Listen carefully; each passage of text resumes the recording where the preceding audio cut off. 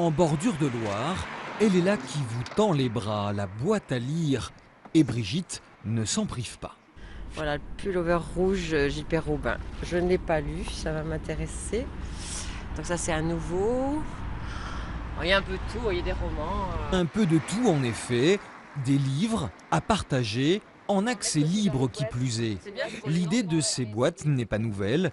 Il en existe dans les grandes villes européennes et grâce à l'association Universelle, Nevers s'est mise à la page. Les gens qui ont trop de livres, eh ben, ils vont déposer des livres. Il y a beaucoup de gens qui stockent, qui en ont quelquefois beaucoup trop.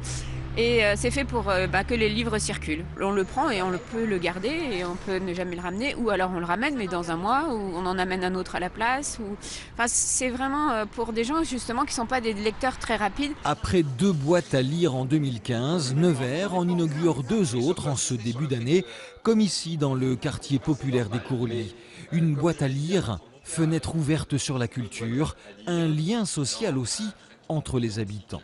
Les plus pessimistes, quand on a installé les boîtes, pensaient qu'elles seraient dégradées, abîmées, que les livres seraient volés, vandalisés, etc. Pas du tout. Les 2 premières boîtes que nous avions installées fonctionnent très très bien. Elles sont régulièrement approvisionnées par des habitants, tous les citoyens qui le souhaitent, et aucune n'a été vandalisée.